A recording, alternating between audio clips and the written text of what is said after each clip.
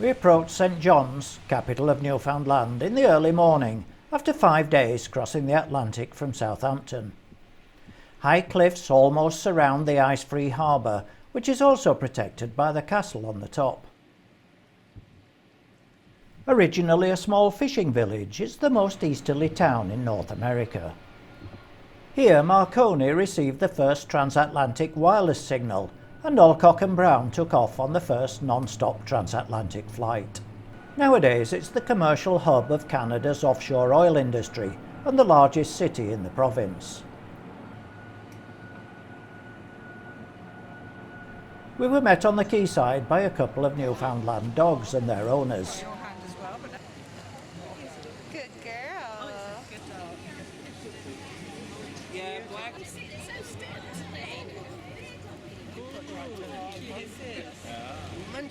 Leaving the ship, we walked up into town. Crossing Water Street, we came to the Supreme Court building.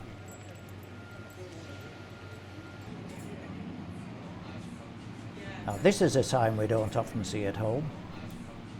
The city's built on hills, and we continued upward until we came to the first of what are known as the jellybean houses, terraces of individually coloured wooden buildings. We went to look inside the Anglican Cathedral. The pulpit was given by a church in Sussex following a great fire in 1892, which destroyed the original wooden church. The ironwood cross came from an old cathedral in Borneo. Above the west door is the Te Deum window.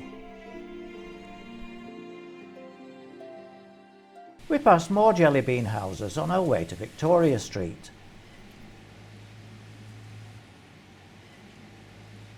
Even the mailboxes follow the theme. The houses got brighter and the hill steeper as we climbed higher.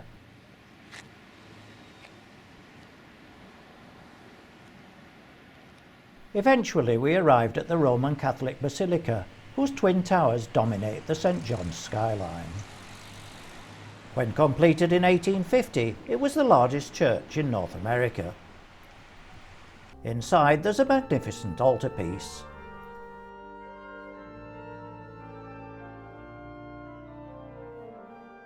The ceiling is lavishly decorated and there are superb stained glass windows.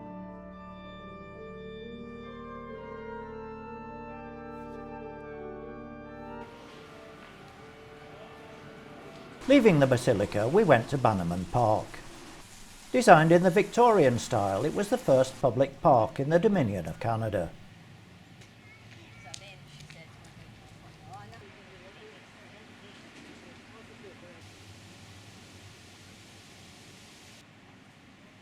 At the other side of the park is Moo Moo's ice cream shop, a must for any visitor to the city.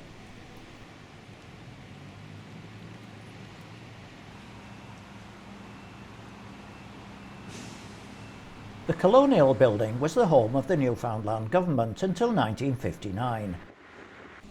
As we headed back down towards the harbour, the jellybean houses became more and more brightly coloured.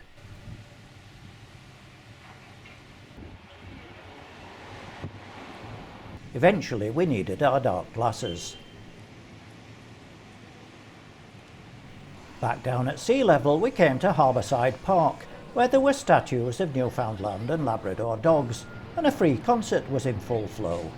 And jolly gay Keenan the spring will command Harvey's port steamer, the old Newfoundland. Well, the North King is a-raging and strong blows the gale. In search of the white coats a day they will sail.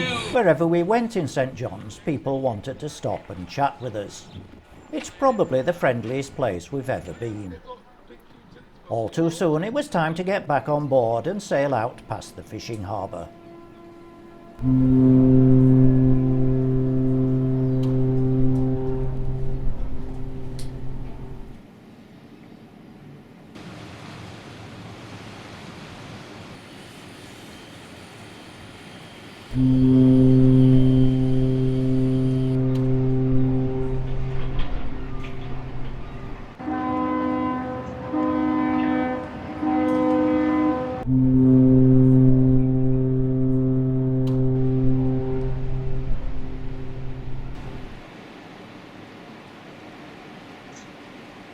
Our last sight of Newfoundland was the lighthouse at the harbour entrance.